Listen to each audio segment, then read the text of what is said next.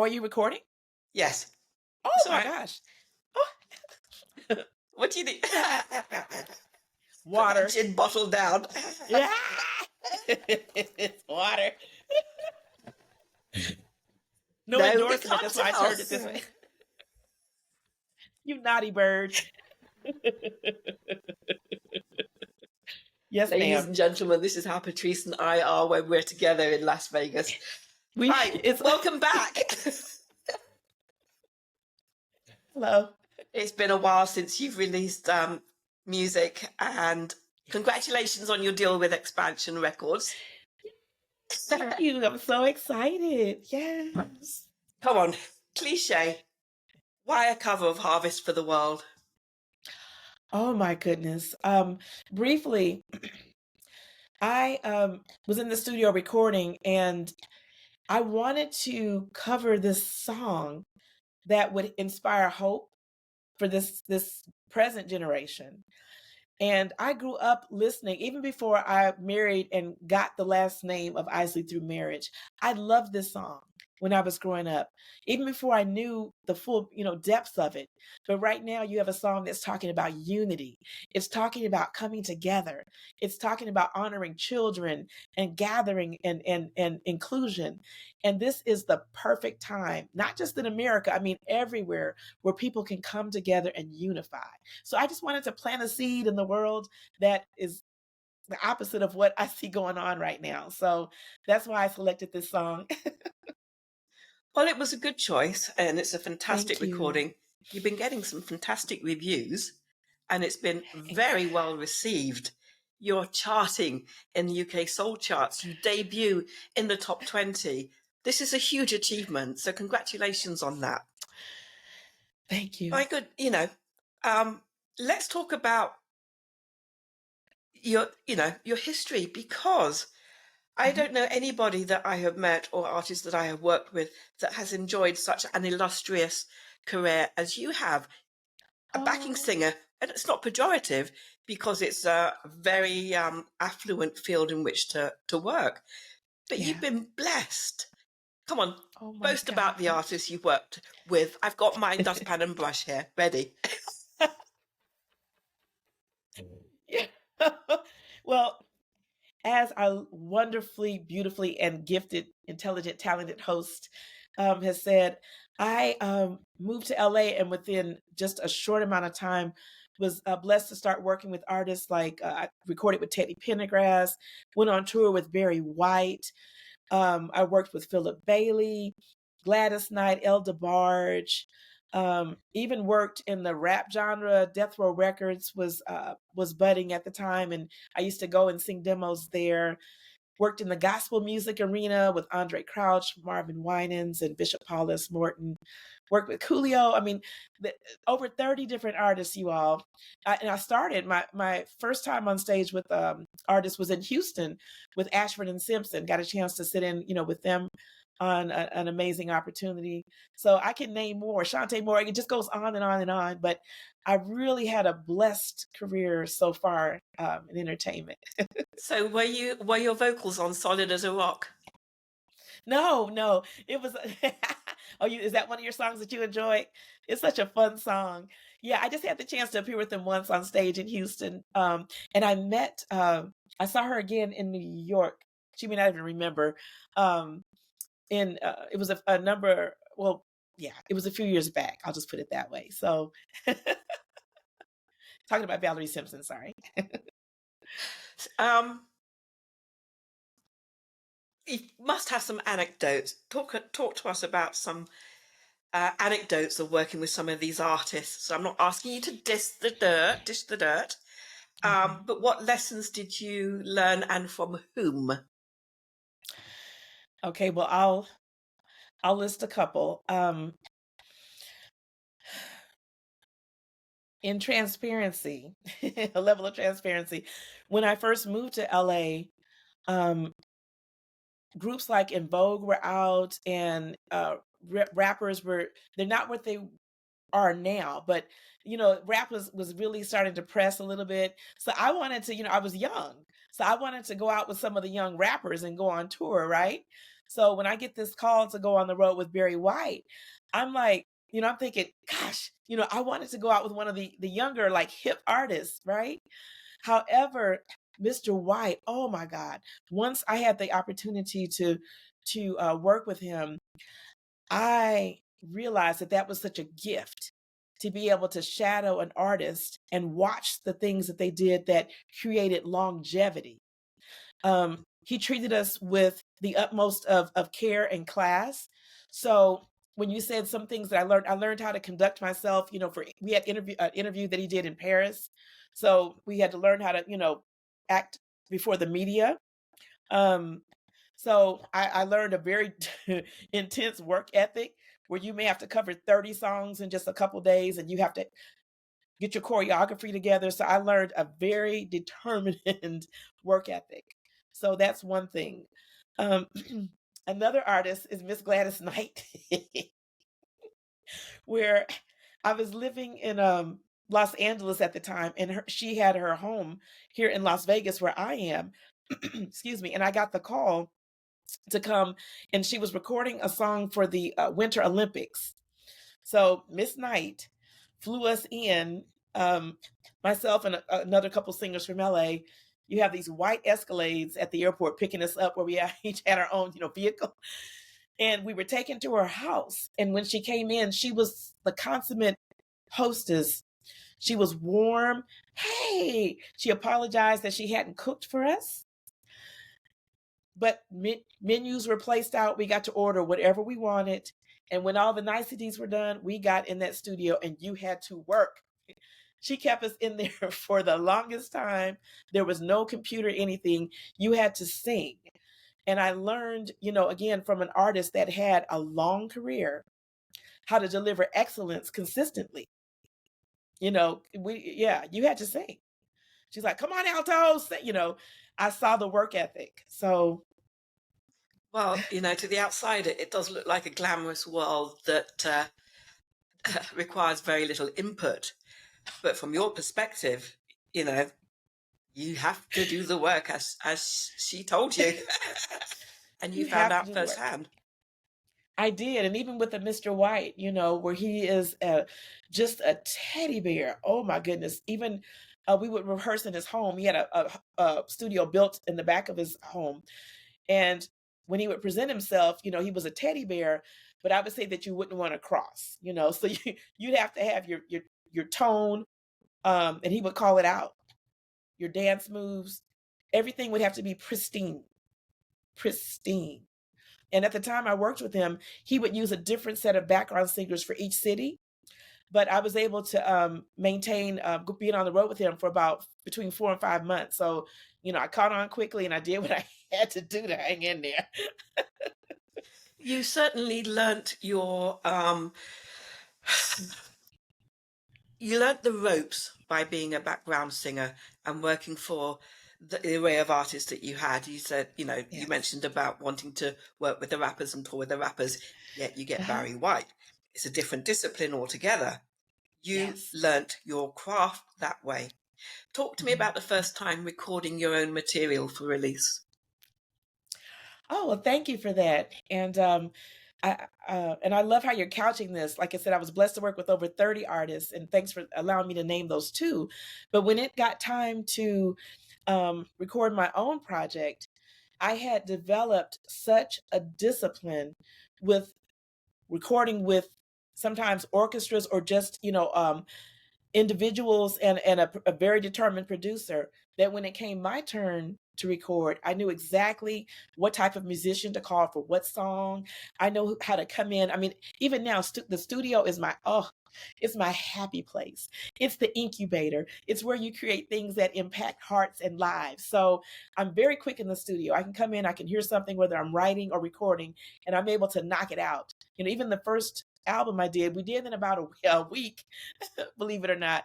And it sometimes takes people months, to maybe do a song. And I respect their process. But it did help me after being groomed by so many artists. Yeah. So my next question is, which do you prefer, the recording studio or the performing?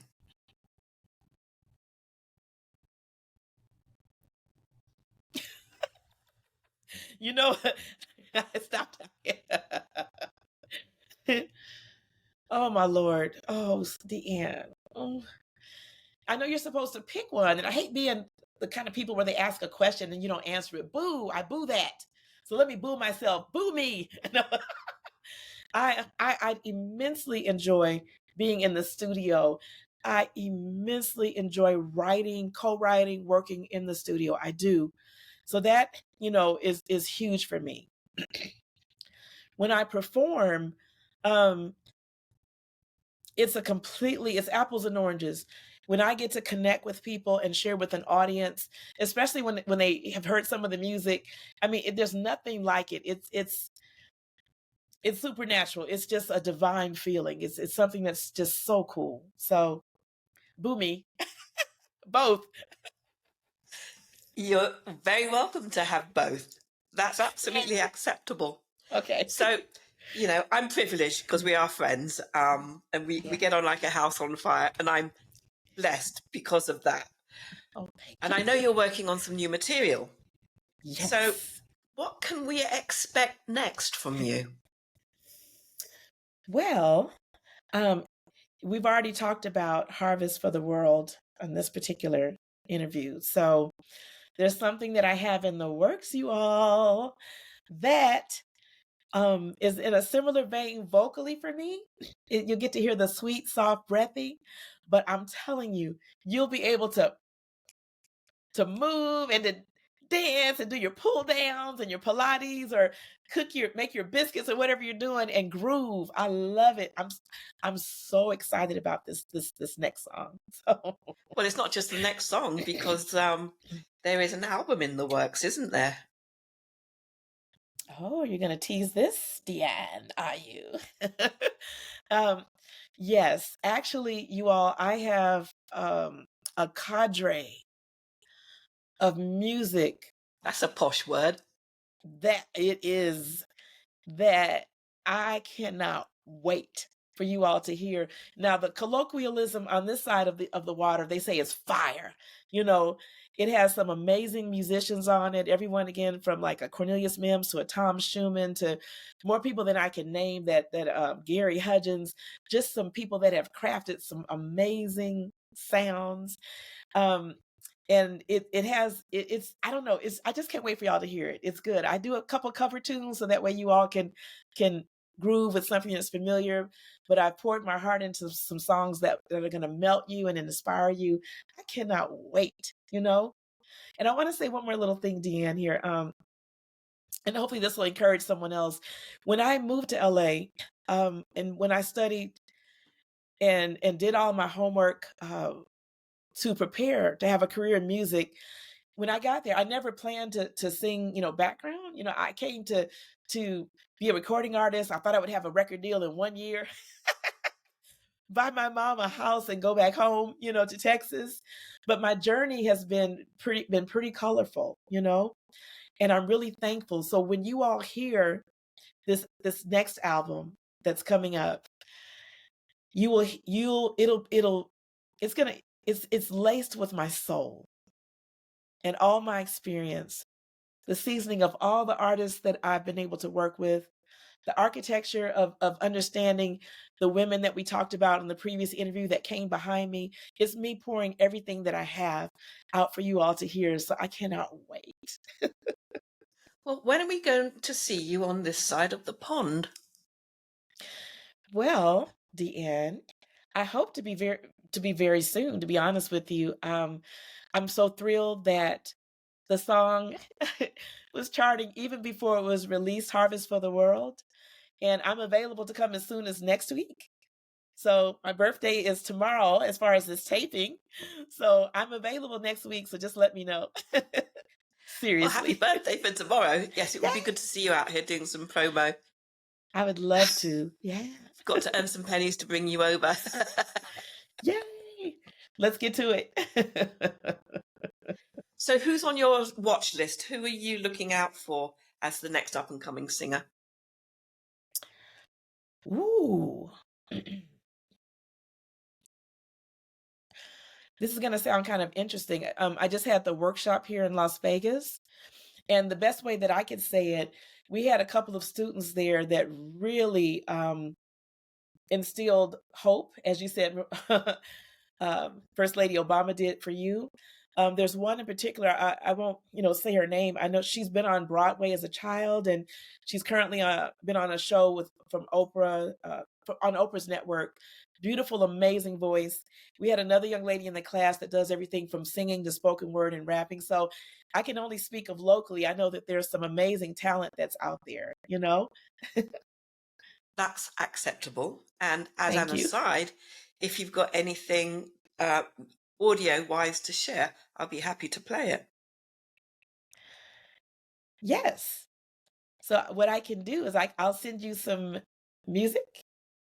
Is that Of the what you're saying? performers that you're talking about. Oh, sure. I can, yeah, sure. I can do that. If it's radio worthy, if you think it is. It's almost there. One in particular, she's just about ready. And thank you for that offer. That is so generous. That Well, it is will make uber the story generous. nice and rounded, wouldn't it? It would. Yeah. And this one particular young lady, she's my heart. So yeah, well, I'll tell the story. She was in our garage about 9 years ago when we first moved to Vegas. My husband, we don't Like a wait. little kitten. Right. No, or we don't wait, ask for permission. So my husband, one year, he turned our garage into a nightclub, lined it with velvet curtains, and it was Valentine's Day. And I'm fortunate or blessed to be married. A lot of our friends aren't; they're single. So we wanted to have a pre-Valentine's Day for all of our single friends. So we had a concert in our garage, and this one, her name is Tessie Thomas. That's her name. We had her to come into the garage and perform along with myself and a few other local friends that we had. So yeah. So yeah, that's all I want to say. Well, I look forward to hearing something from her. Let's Yes. bring this interview full circle.